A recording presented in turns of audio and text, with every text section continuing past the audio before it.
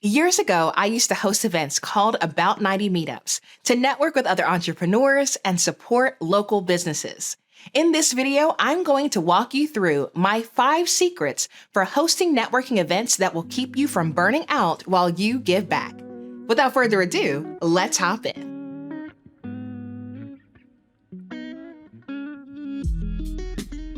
It's so important that you set boundaries at the beginning for how long you plan on implementing this strategy. Hosting networking events is a phenomenal way for you to grow your business. However, if you go into it thinking that this is something that you're going to do for decades, you're probably mistaken. Your business goals are going to change as time goes on, so it's super important that you know from the very beginning, are you going to do this monthly? Is this something you're going to do once a quarter? Are you going to take time off for the summer, for December, for the holidays? So if you have a plan going in that really enforces boundaries that reflect your values, you won't burn out hosting networking events. Plan all your dates ahead of time and make a tour schedule graphic. The graphic is so easy to create. You can obviously do that in a platform like Canva.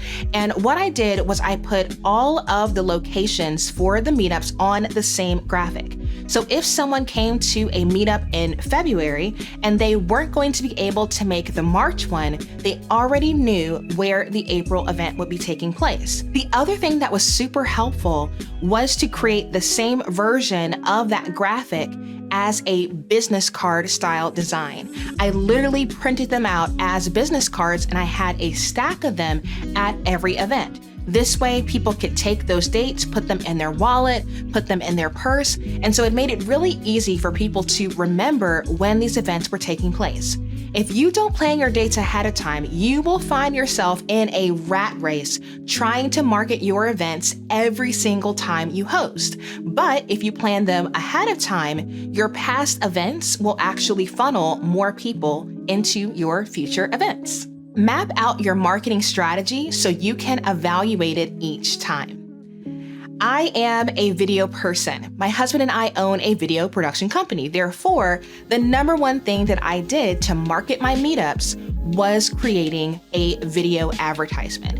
These videos were seen in both a horizontal and vertical format across my social profiles, and so that was really helpful for me. But there were also some other things that I tried out to see, does this actually help me market my event?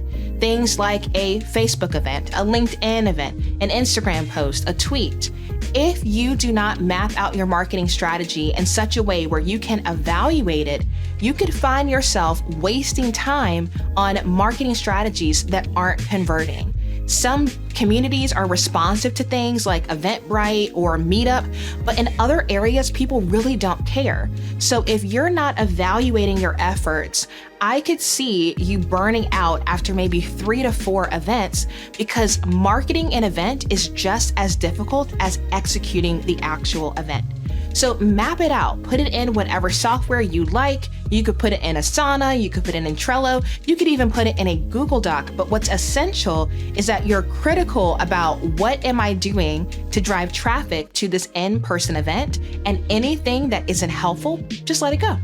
Capture email addresses for your attendees via electronic forms. I see this happen all the time and it drives me up the wall. Stop asking people for their email addresses on clipboards, on slips of paper, on anything you can find, because the reality is most people have crappy handwriting. And honestly, handwriting has gone drastically down as our society has embraced technology more. So what you need to do is have a check-in form. So when people check into your event, their information is already funneled into something that you can easily download later as a CSV file. Now, my preference is JotForm. JotForm allows you the ability to customize your forms to match your brand. It's super easy to use. You can hop into Canva and even create a QR code that drives traffic to the form. You could even leverage ManyChat and say, just DM this phrase to check in for the event. There's so many different strategies that you can do that don't involve pen and paper. If people are physically writing down their email addresses, someone who's probably you, is going to have to take those email addresses and make them digital later. Leverage tech to save yourself some time. What's also great about that is if you have that information dumped into a form, you can cross-reference that with your marketing strategies and say, okay, well, so-and-so RSVP'd on Eventbrite and they actually came. Therefore, Eventbrite may be a great strategy for marketing in-person events. As you create your form in whatever platform that you're using, it is essential that you capture how they found out about the event. It's not just name and email. You need to know what marketing avenues actually works to get them in the door. So make sure that whatever you choose to use for your marketing strategy, you list it in a very simple section on the form so they can tell you, I found out about it from LinkedIn. I found out about it from a friend or referral, word of mouth, or listing the different avenues that you're using. This information is so critical for you.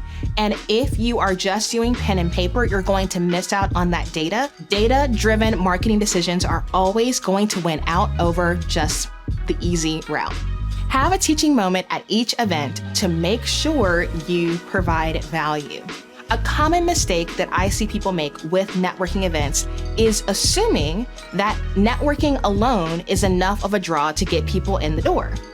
Everyone knows that if you get a bunch of business owners in a room, networking will naturally happen. What I did with my About 90 meetups is I always had a time of education in person. So even if the same people from the previous month showed up, you were still getting something valuable before you left in regards to education. I also wanted to demonstrate to all the people attending, including the business hosting the event, that I was an educator, that I was a thought leader, and that I was a speaker. The only way you're going to be able to communicate these things is if you actually speak and teach at your event. Because your hosting organization, whether it is a coffee shop or a boutique or whatever you're using, they're probably going to invite people as well. So there may be people at that event that have never heard from you, that don't have a connection with you, that don't, know, like, and trust you. And so it's essential that you make sure that you invest in your own business by teaching at networking events as well. So I have done this over the years. I've done events that are small scale, like in a new business that's opening up in the area, to large scale conferences. And the biggest piece of advice that I can give you, if you're interested in hosting an in-person event to support small businesses, but also to grow your brand and meet new people, is to have a sustainable strategy from the beginning. It is so tempting to go all out, to do the most, to host an incredible event one time. But if this is a marketing strategy, it's going to be better for everyone involved if you can implement it over and over and over again.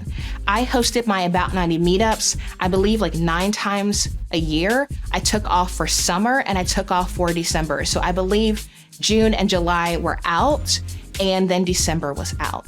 So it's just so important that if you are trying to leverage technology to work less and live more, that you take the time to slow down, to be strategic, and then utilize these different strategies to help your business as you're helping to support other businesses as well.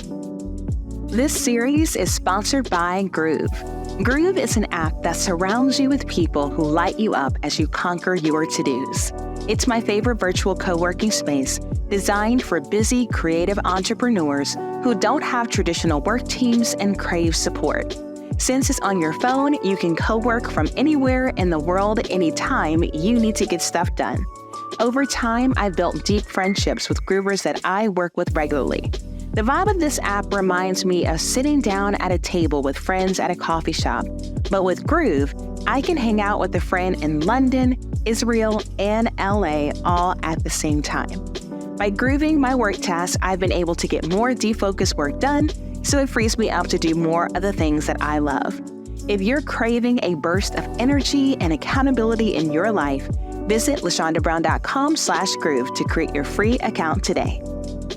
Thank you so much for watching this video. I hope you enjoyed it, and if you did, make sure you check out my video about how I edit short vlog-style videos on my cell phone. And don't forget, visit LaShondaBrown.com/Groove to create your free Groove account today.